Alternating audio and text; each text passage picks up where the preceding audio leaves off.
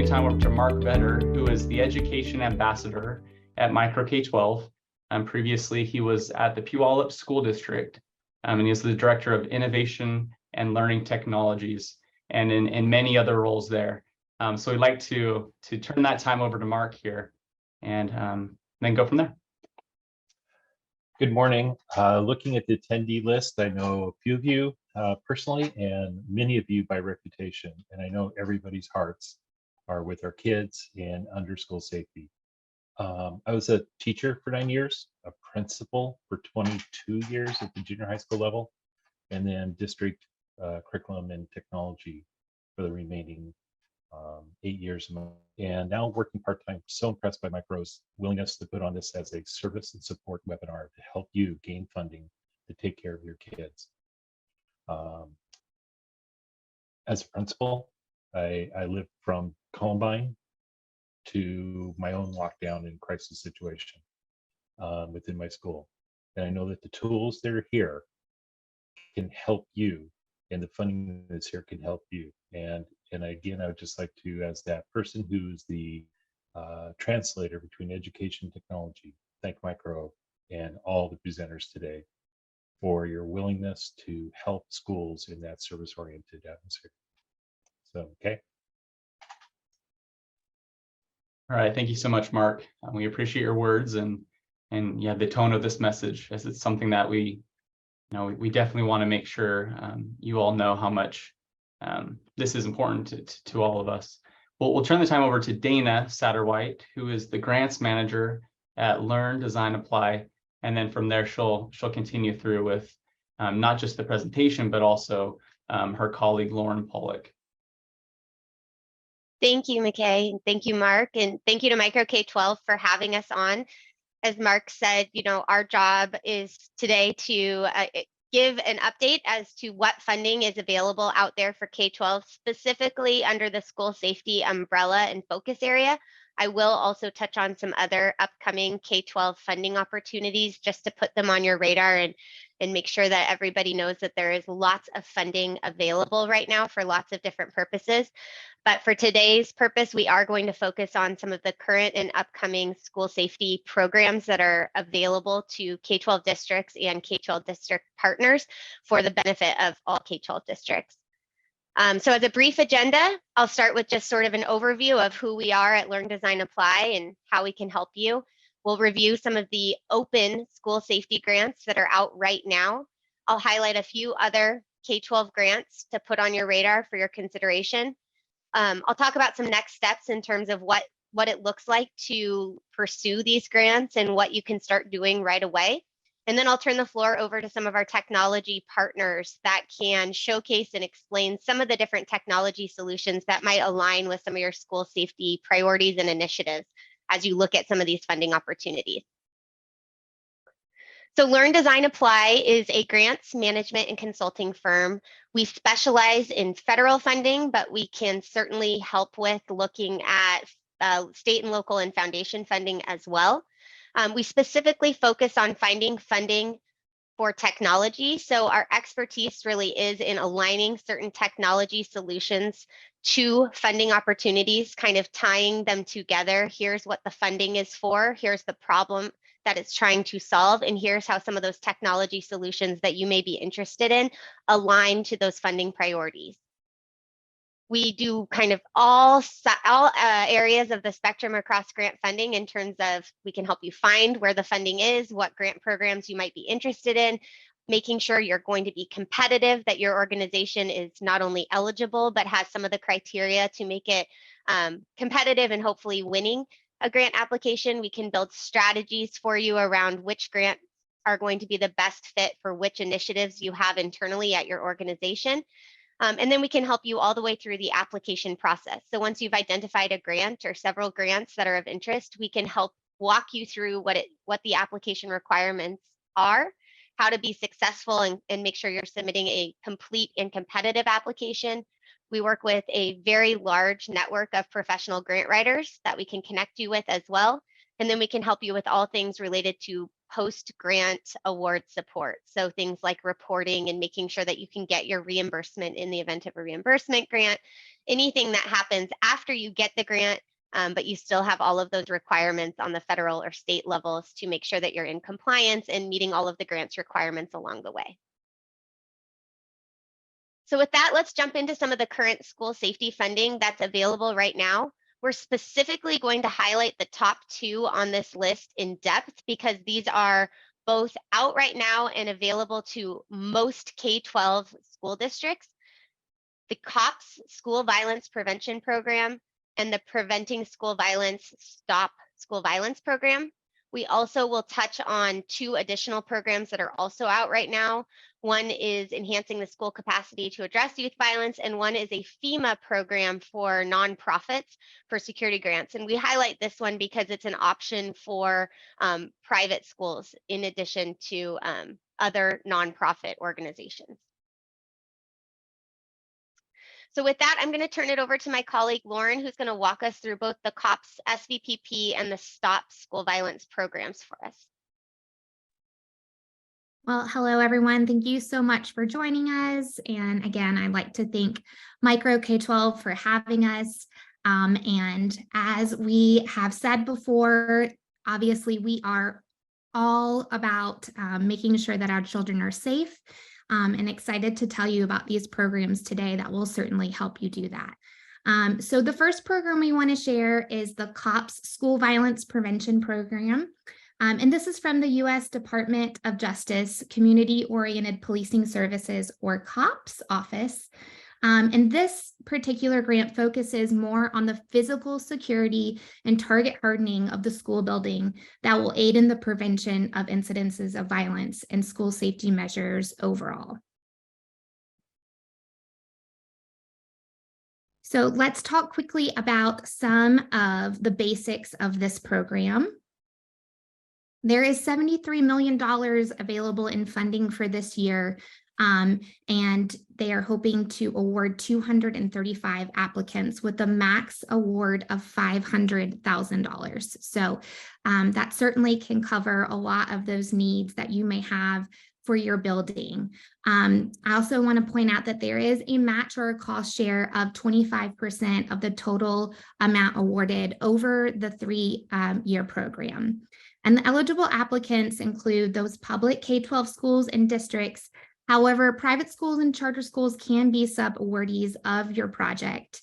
City or township governments such as police, fire departments, EMS departments, mental health providers, juvenile justice county governments, state and Indian tribes, and their public agencies are also eligible applicants for this program. It is important to note that all the project must be take place on school grounds and benefit the K-12 school or district.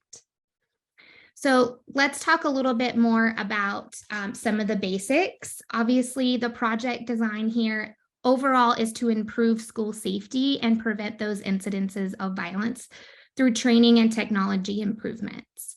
The timing of this program in particular, there are 2 application deadlines here. Dana, I think if you click on the next one, it will pull up the timing. There you go. Thank you.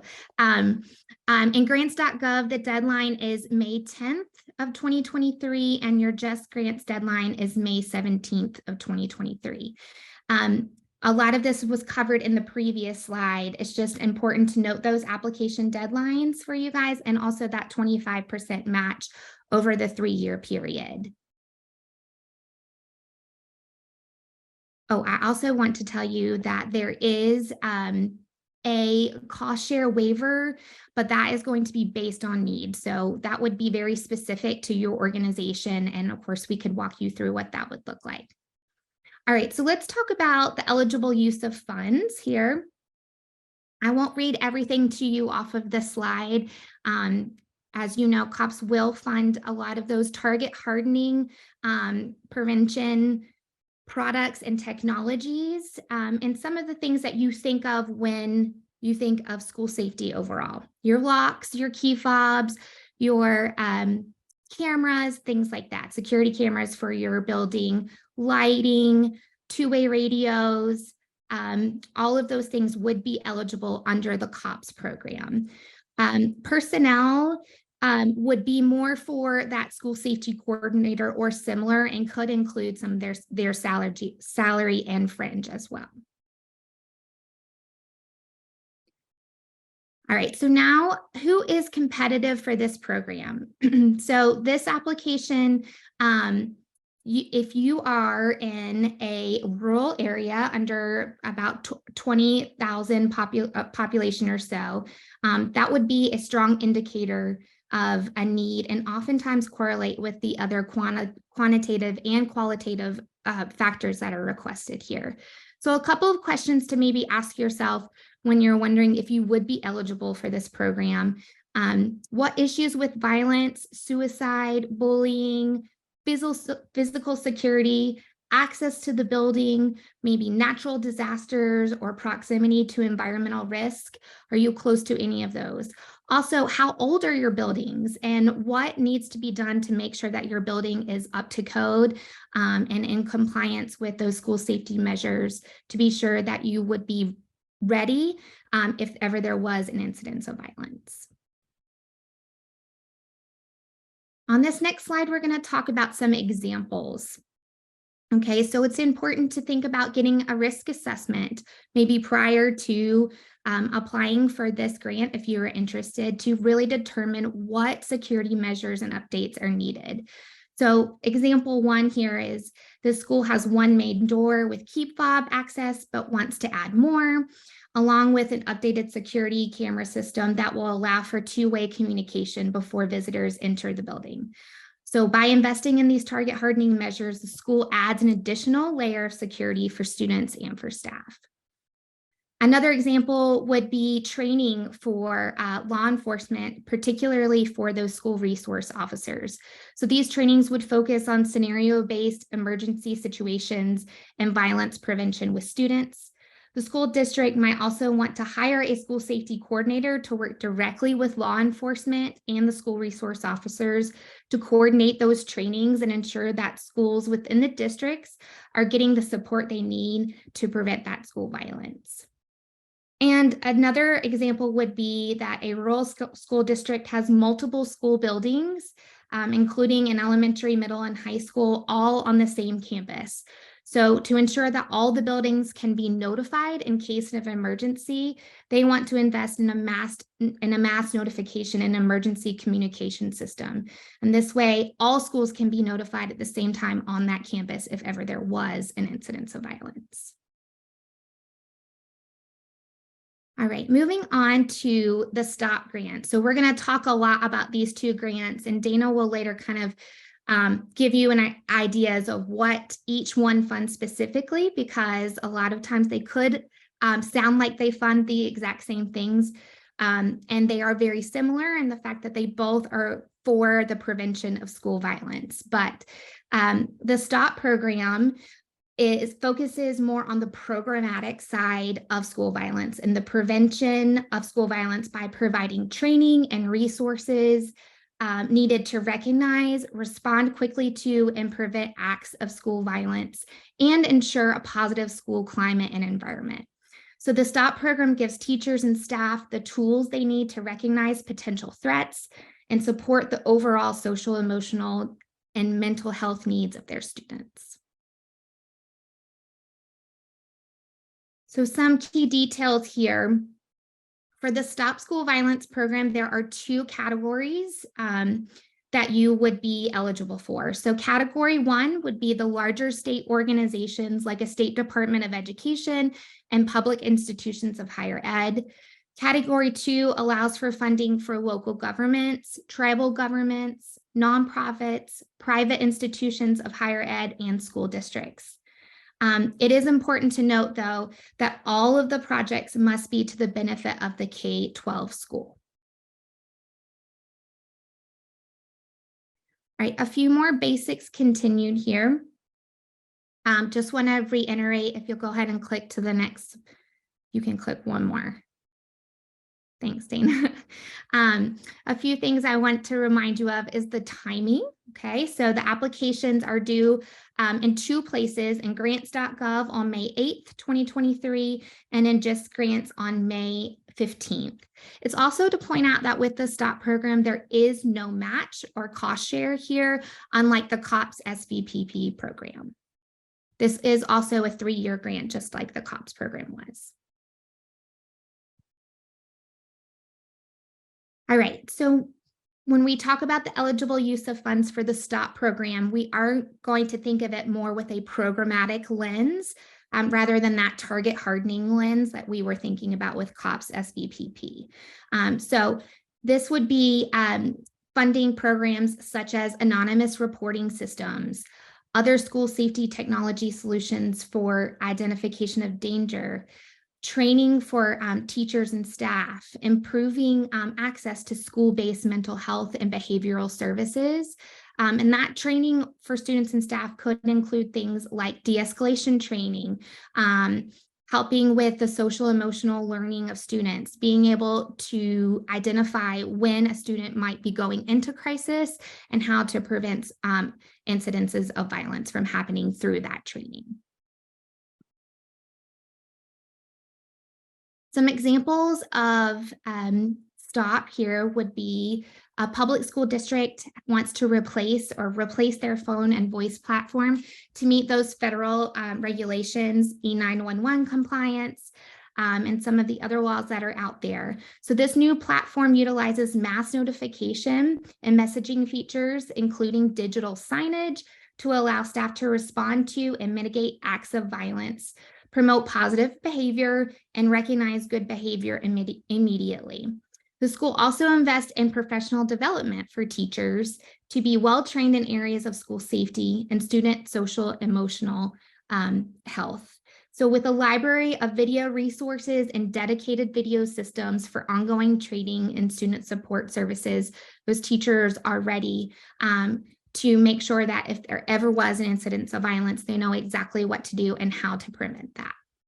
Another example is an Institute of Higher Ed proposes a development of mindfulness program for K-12 and delivers that training and guided practice throughout the grant project period.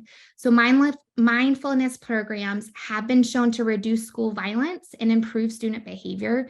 So the Institute of Higher Ed can use interactive video to deliver that ongoing training and the programs throughout the 3 years to make sure their teachers and students are equipped with the tools that they need.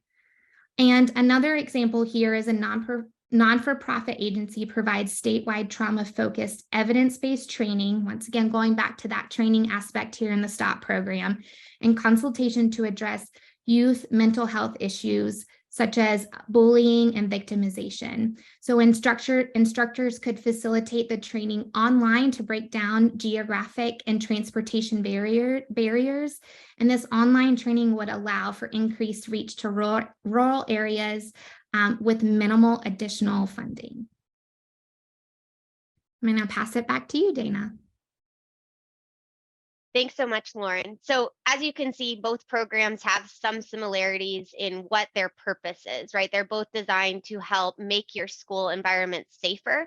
The way to really think about the difference between these programs is that the COPS-SVPP program is really all about physical security and sort of active communication efforts, making sure that you have the tools, the resources, the technology, and the physical security to act quickly and respond quickly in the event of an emergency or an incident of violence. So communication systems, technology, security, that target hardening technology Lauren mentioned, anything that's really active in response to an incident of violence or an emergency, that would fall into the COPS-SVPP program. And a lot of those kind of technology investments would go into that bucket of funding.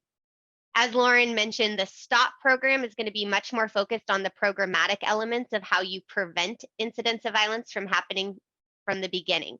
So all about training for both staff, students, bringing in those training resources and programs from external providers and resources so that you're able to look ahead of those incidents of violence before they even happen. So detecting behavioral signs, understanding what prevention methods that you can integrate into your day-to-day activities and curriculum, things like anti-bullying programs, intervention, de-escalation training and skills, equipping your teachers and your staff and your students with the tools necessary to identify those warning signs and also prevent those acts from happening.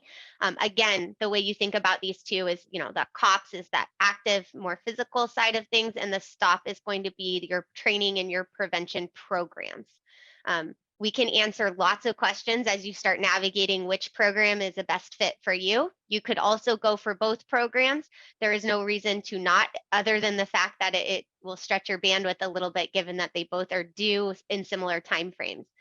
But we are absolutely happy to walk you through these programs in detail as they pertain to your individual organization, so you can better understand what your priorities and your initiatives are and which grant aligns better to what you're trying to accomplish at your district. There are some areas of overlap in these programs. Both will provide funding for training for school-based and local law enforcement officers. There are some nuances here on sort of the specific trainings and who can receive those trainings in each program. So again, it's something that you'll want to read through the grant guidance in detail, or you can definitely come to us and we can help clarify where that training would fall into which grant bucket, depending on what kinds of trainings you're looking at doing. Additionally, both grants will fund some personnel. What you want to keep in mind is what your budget allows for. The COPS-SVPP program, again, is more focused on some of those technology investments for the physical security. So any personnel costs at that $500,000 cap in your budget need to be considered to make sure that you're still building a competitive application and that you have room in your budget for all of the things you need. And then again, the personnel that you'd be hiring under the STOP program are going to be much more on the programmatic side of things, so how to facilitate those trainings, how to bring in the right resources, that kind of thing. And then in some cases, both grants will fund things around communication technology. Again, it just depends on what the purpose of that communication technology is. And then both grants are always going to be interested in helping you meet certain compliance requirements around some of the latest laws around communication needs for school districts and how you correspond and communicate with local law enforcement agencies, et cetera.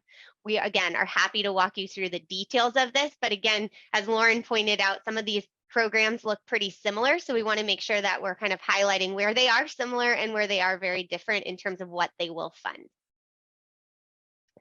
As I mentioned at the beginning of the presentation, I will touch briefly on two other programs that are out. They're not as large as the two we just highlighted, so we didn't want to spend as much time.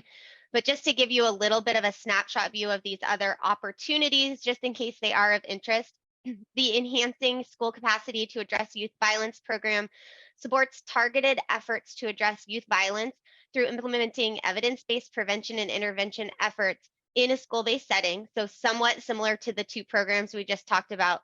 This one does involve the participation and encourages the partnership with a community-based organization to help facilitate some of those programs. So that's the key difference in this program specifically. The goals of this program, again, are similar. One, to reduce the incidence of school violence throughout improved school safety and climate, and also two, to prevent youth violence, delinquency, and victimization of a targeted community.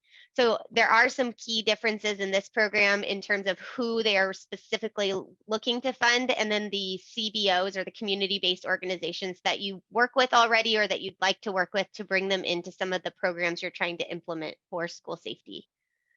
The FEMA Nonprofit Security Grant Program funds programs that focus on target hardening and other physical security enhancements and activities specifically to nonprofit organizations that are at high risk of a terrorist attack. So there are some kind of nuances to those descriptions and that definition that we can help walk you through. But one reason we wanted to highlight this one in particular is that some private schools will qualify for this program, whereas COPS and STOP are both somewhat prioritized for public K-12, although in the STOP program, you can be a private school applying for that grant as well.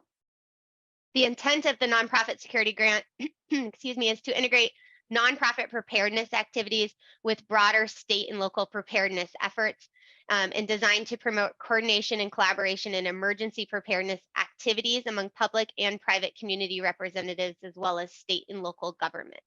So again, we just wanted to highlight those 2 additional programs that are also focused on school safety and safety of community facilities, just in case those are also of interest to your organization.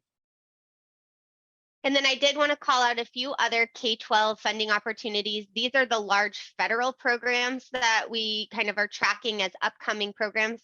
There are many, many more funding opportunities than this on this list. So please feel free to reach out to us with some of your specific areas of interest and priorities in different initiatives, because I can promise you there are so many funding programs out right now and upcoming that we could not put them on one slide. We just wanted to highlight a few that might be of interest to you. The Innovative Approaches to Literacy grant is out right now, so we wanted to just make sure and highlight that. It is not a school safety grant, but it is specifically to support high quality programs designed to improve literacy skills for children and students from birth through 12th grade. The focus area of this particular program is you do need to be in a designated high need local education agency in school. We can help walk you through if your district qualifies for some of the poverty requirements that this grant will ask for in order to be eligible and competitive. But it will help you with improving and enhancing effective school library programs, bringing professional development resources for your librarians. It will fund books, any sort of up-to-date materials in high-need schools. And it will also work to help fund early literacy services and any literacy programs that you have in your district to help you meet your literacy goals. And so it's a great program, but again, it does have some specific requirements and eligibility for high need schools only. And again, we can help identify if your district qualifies and if you'd be a good fit. The ESSER funding, I know has been top of mind since COVID. The ESSER 3 funds are still available, and as we transition into sort of a technology conversation, as we talk about what types of technology solutions and different things might help you address some of your priorities and your needs within your district, I just wanted to put that one on the list to remind everybody that it is still an available source of funding for some of these types of things that we're talking about today, especially as you start thinking about different technology initiatives and programs that you're hoping to implement. The ESSER 3 funds can be a really great funding source to leverage. The RUS DLT grant is a grant program through the Department of Agriculture. It is specifically for the benefit of rural and underserved communities. So if your district is located in a very rural area, or you partner with very rural areas as part of a program that you offer within your district, this could be a good opportunity for you. It stands for the Rural Utility Services Distance Learning and Telemedicine Grant. So if you were interested in technologies that would help improve and enhance any distance learning or telemedicine initiatives you have within your districts, this would be a great grant for you to look at. And it's an annual program and it funds up to $1 million. And then lastly, there is a program that we are anticipating that will come out in the fall, probably around September, called the School-Based Mental Health Grant Program through the Department of Education. And it is specifically designed to increase the number of credentialed mental health service providers providing school-based mental health services into school districts with demonstrated need. So again, something to put on your radar as an upcoming program that is focused really on the ability to get those mental health services into school districts and make sure that you have all that you need in terms of providing those healthcare services within your school district. So in terms of next steps and how we kind of talk about what do you do with this funding once you decide you're going for one of these grants? How do you kind of outline your needs and build out what that budget might look like? What are the things you need that grant to help you pay for? Some of the next few speakers are going to give you some ideas in terms of what technology is out there that we've seen work well in these grant programs that we highlighted, among other grant programs as well. And then it's really about, as I mentioned, sort of our job is to help you tie those things together. Where does the funding help address the priority of what that grant is seeking to accomplish?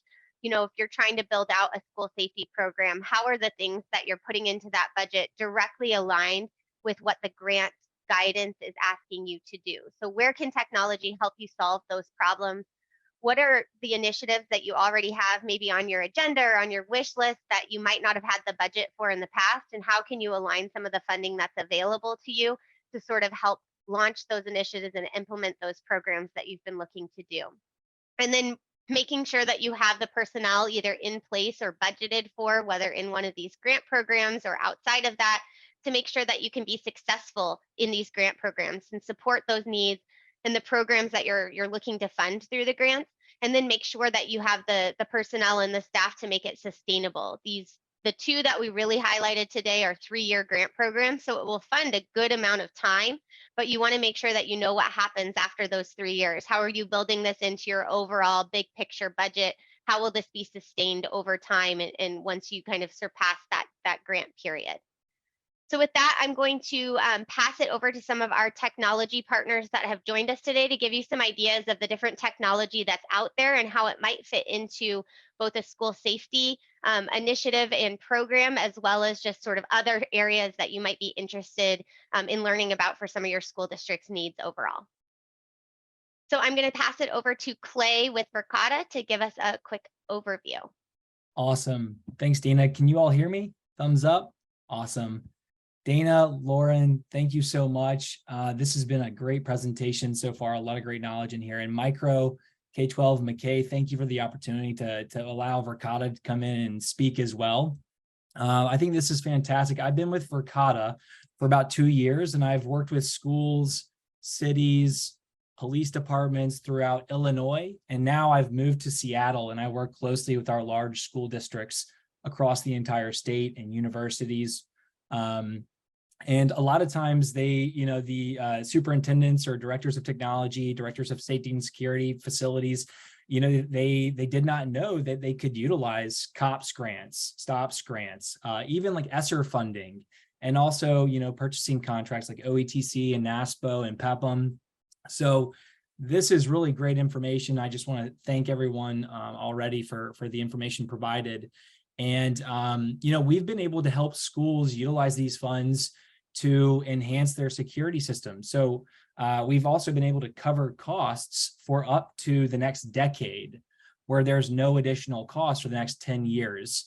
And we've got options that would be 1, 3, 5 year options as well. But what Verkada does is, historically schools and organizations are using many different solutions to help manage physical security. So they're using one system that manages, their security surveillance systems. A lot of times it's on-prem server systems that's got a lot of additional equipment, additional ongoing costs, and sometimes it's difficult to manage. But then they've got, a different type of access control facility lockdown system, and it's not integrated. It doesn't work easily with their camera system. You've got 2 different logins. It takes a lot of training to train up new users on how to operate these systems. And then you throw in, the 7 other different types of possible systems, like vape sensors, like alarms, like visitor management systems, and now intercoms. So Verkada is the first company to provide all of these integrative cloud-based solutions underneath one easy to manage solution. You can manage all of these systems on one single pane of glass.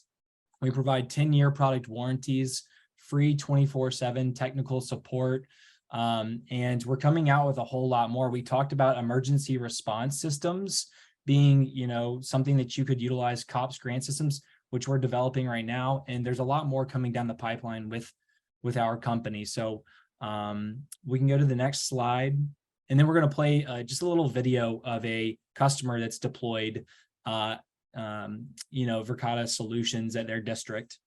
But in just a short amount of time, really in just the last 6 years, Verkada is now serving over 4,500 school districts, and 65 plus of those are in Washington. So I work with Tacoma Public Schools and Highline, UW, and these other schools as well. And we actually just announced yesterday a Seattle office. So Verkada is excited to be present today, and also looking forward to building our relationships in this community moving forward with our new office and being closer to our customer base. And then we'll dive into a 2-minute video, and I think that will be more entertaining than anything that I've got to say. So excited for you all to see this.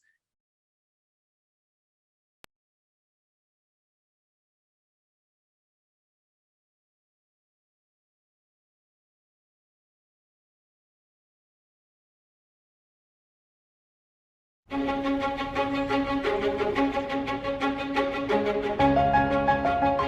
2019, our community was really looking for a way to respond to what happened in Parkland. We formed a safety and security committee that quickly morphed to include the concept of wellness. So we were initially looking at a series of over 60 solutions that would help our community feel safer. What we discovered was we needed a partner that would help solve some real challenges for our community. A big win for us with Verkada is just the change of the proactive stance of security on our campuses. We have integrated in all facets, from getting greeted at the door, to alarms, to our cameras, to intercom. When we first added cameras to our environment, we also added the alarm subscription. On our maintenance yard, we'd had at least 5 break-ins and catalytic converters stolen. After we added cameras and alarm monitoring, we were able to stop those thefts. Knowing that you just log in and you can see all the pieces of our security product in one place has really been a time saver for us. We can train everybody that needs to use the system very quickly. We've installed several air quality sensors on our campuses, and first we started with our server rooms.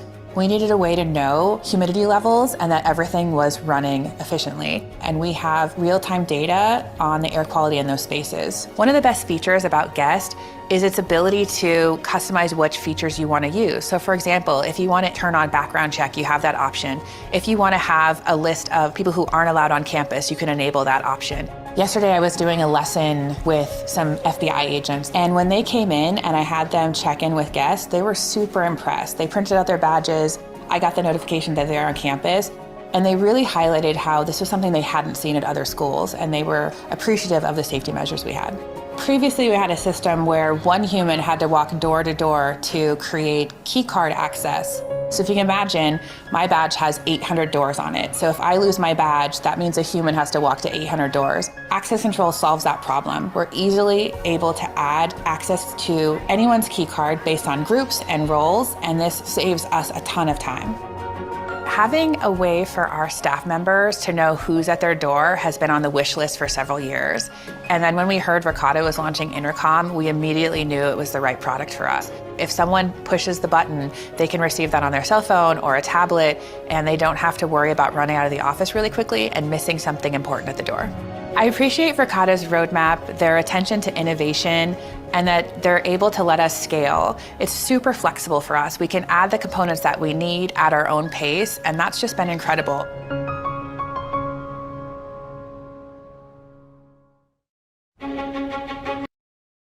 Okay, yes, we don't have to watch it again, but that was great. Thank you for listening and allowing us to play that video. Just closing it up on Verkada's piece.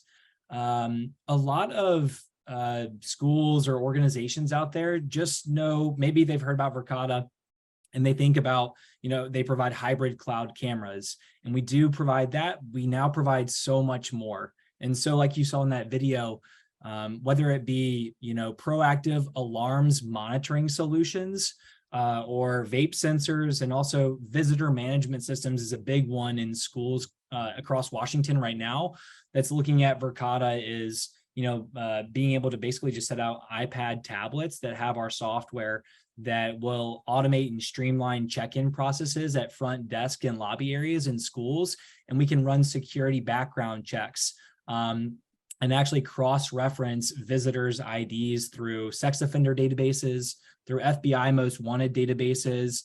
And in the case that they are on a not wanted list, or they're a parent that's been, in a domestic violence disturbance case, and they should not be at schools, you can actually set these systems to integrate with access control, lock down facilities, dispatch police and security in seconds. And so there's a lot more that we do. If you have interest in any of these types of solutions, and also Intercoms, our most recent product that's now in the last 4 weeks been deployed at 80 schools in Washington, we'd be happy to set some time with McKay and Micro and tell you more. So thanks for your time.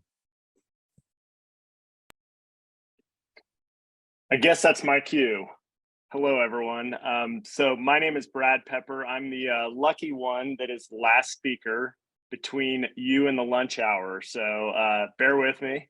I'll just occupy your time for a couple minutes. So I am with NEAT and I cover the Pacific Northwest. And again, I want to thank Micro K-12 and the Learn Design Apply team for putting this event on and including us.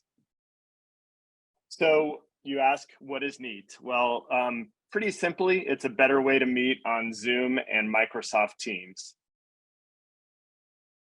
Next slide, Dana. So you ask, well, how does NEAT fit into these grant programs? Well, first, primarily with the STOPS program, our video conferencing hardware can be used to connect your schools with external community resources. It can be used for behavioral health groups.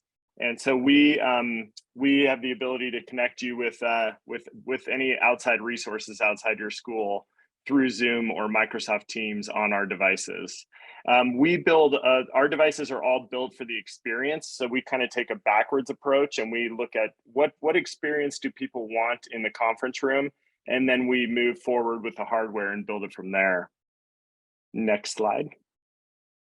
So just to give you an idea of one feature that kind of makes us unique, this is a patented technology called Neat Symmetry. And you can kind of see a lot of video technologies today follow the voice around the room. We actually, our artificial intelligence and our devices actually look for the human silhouette. So it's going to recognize all the people in the room and auto frame those people and give them the equity and inclusion that they need in the meeting. So it's been a really well-received technology in education and specifically board meetings. But if you have a meeting, it will, whether people are remote or in the room, it's going to give everyone that equity that they need in the meeting. Next slide. We've got a very small portfolio. This is it today. But these devices here cover most conference room needs. And our devices, our whole thing is building around simplicity. Very easy to set up. It's like turning on an iPhone and setting it up. It's just that easy. A lot of conference rooms, legacy hardware has microphones all over the rooms, in the ceilings, on the table. Our devices are all in one. And so they've got the microphone, speakers, camera, very high performing hardware components in the hardware. So you don't need devices all over the room. And this is basically a conference room in a box. And that's really what we find schools are looking for, something simple that people can walk in and click one button and they've started a meeting. The Neat board on the left is a mobile device, so you can move it from room to room.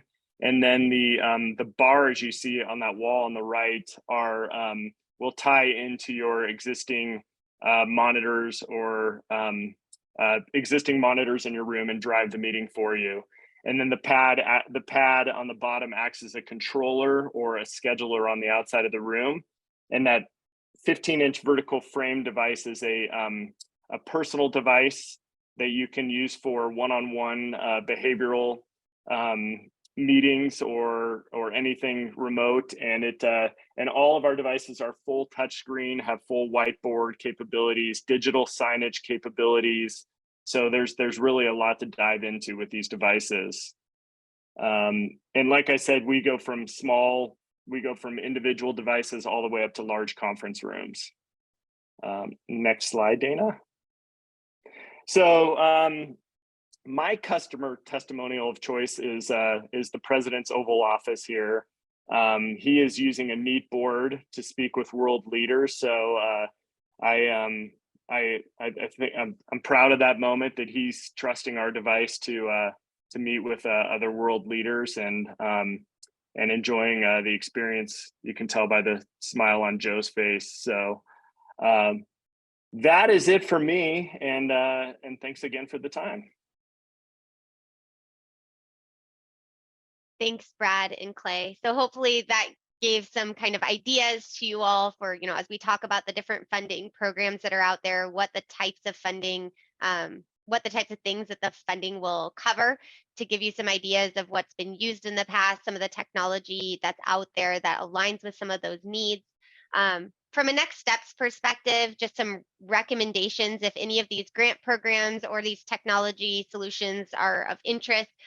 Definitely, we encourage you to kind of set up some internal conversations to make sure that you have this internal task force or team that's dedicated to all things school safety. So usually that involves members of your IT team, your school safety team. If you have a designated school safety team already, that's wonderful.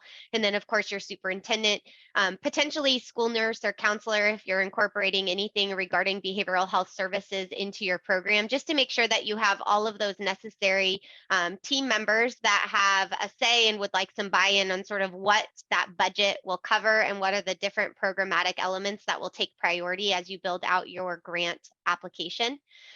We encourage you to make a wish list. What are the things that are, tier them? What is the most important priority? How do you kind of figure out which items make the cut for the budget and which items go to different grant programs? And how do you sort of divide and conquer that wish list of what you need funded through these different grant programs? And then on the external side of things, next steps that we recommend are to start understanding what your costs are. So schedule time with vendors and potential resources that you'd like to bring in to understand what those budget items are going to look like. So definitely reach out to your micro K-12 representative if that's how you got this webinar invitation. And then they can definitely connect you with our team on the grant side of things, as well as with the teams at NEAT and Verkada, et cetera, that you heard from today, to start to understand different budgets and pricing for what those grant budgets might look like. Reach out to your potential project partners. Many of these grants are going to require that you connect and communicate with local law enforcement agencies.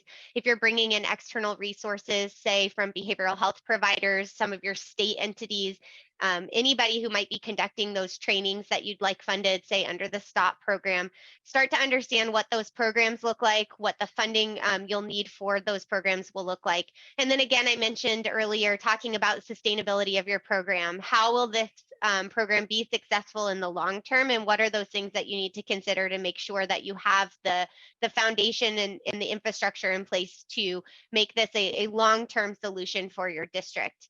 And then I'll turn it back to McKay and the micro K-12 team to kind of talk through any Q&A that came up during the session. But as I mentioned, how to engage with us, just get in touch with your micro K-12 representative that you work with, and they can definitely connect you to some of the resources that we covered today in our session. Thank you again, McKay, for having us, and I'll pass it back to you for Q&A and wrap up. Great. Thank you so much, Dana and Lauren from Learn, Design, Apply. We appreciate the information. We will be sending all the information to each of you attendees, so don't worry about trying to memorize it. There will be a recording of this as well, so you can come back and watch. Thank you, Brad from NEAT, and then Clay from Verkada, and Mark from Micro for jumping into those different areas.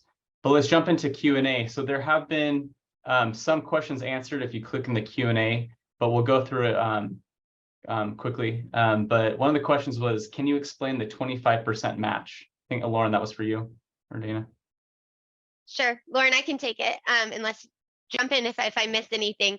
But the general rule of thumb with federal grants and matching requirements is the 25% is going to be a non-federal match. So it needs to be local funds or anything that is not federal in origin, and it is your contribution toward the project. So traditionally a cash match contribution.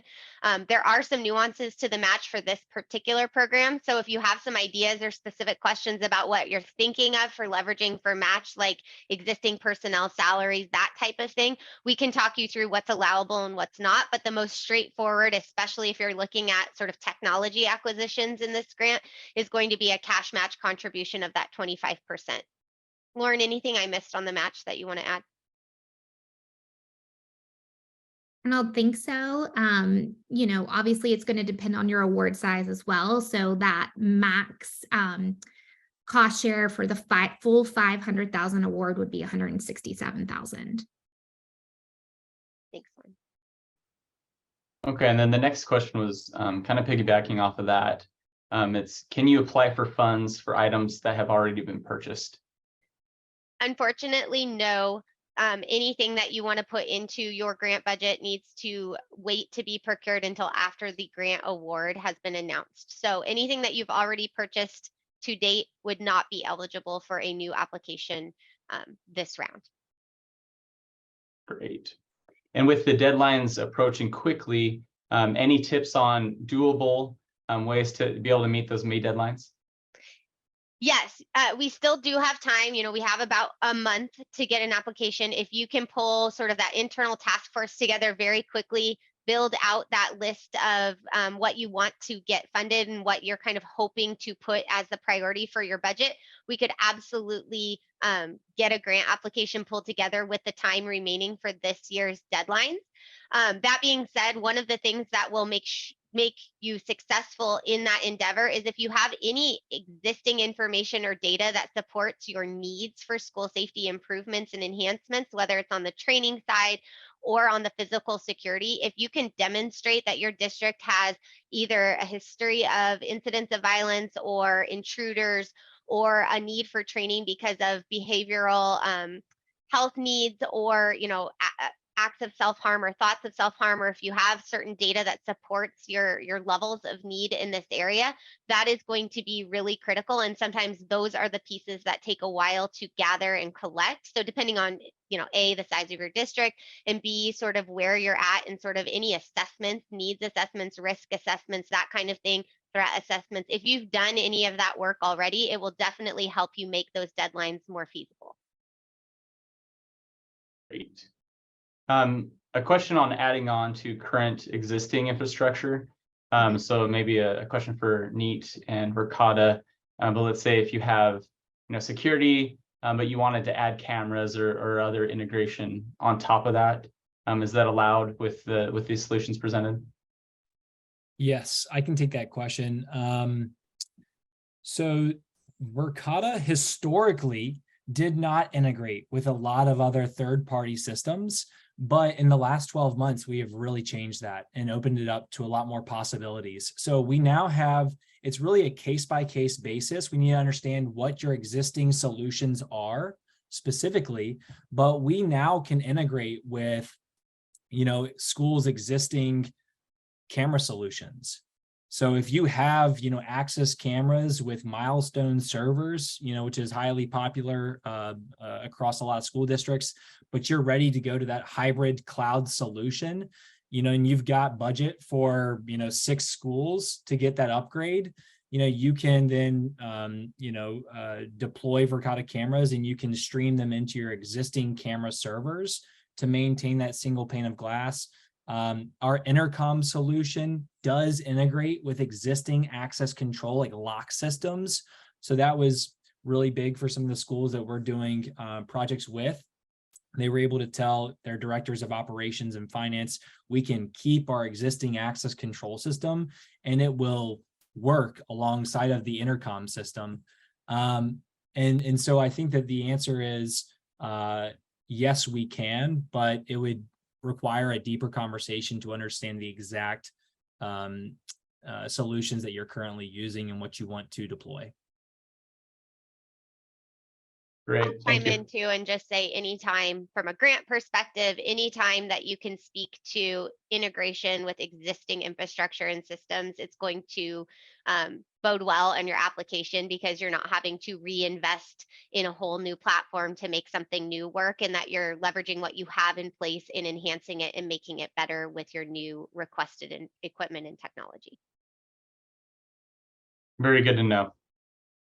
All right, one scenario is, let's say you're a private or a smaller school, or I guess a private school district, working with local fire, police departments, other agencies, and then also local school districts, so kind of the community. Is there a way that they can apply for some of these grants collectively, or is it just one-to-one?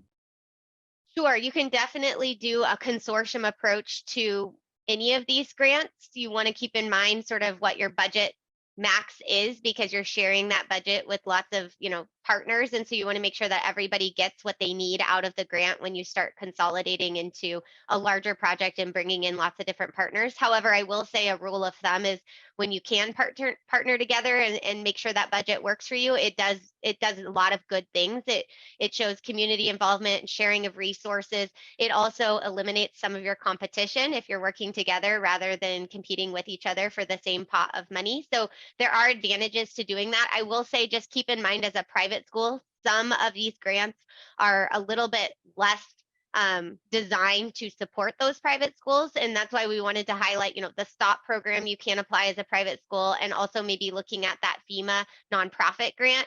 The COPS program can include a private school as a sub-awardee, but I will just say it's not as common and it's not the most traditional form of application for that grant. So we just want to make sure, when, from our perspective on the grant side, we always want to advise you in the way that's going to make everybody successful as they possibly can be, and, giving you sort of some data to support where there are certain track records of success. Not to say you couldn't do it. It sounds like from the question, you have a lot of partnerships already in place, so it would be worth a conversation, absolutely, as long as that budget fits everybody. Great. We have a couple more questions. Hopefully we can squeeze these in. We may go a couple minutes over, but the survey will be sent to you as you leave. One of the other ones, it's kind of talking about, we had the scenario of multiple different entities. What if within your school district you have a couple different projects that kind of overlap under the COPS grant? Is it a one application, or do they need to submit for multiple?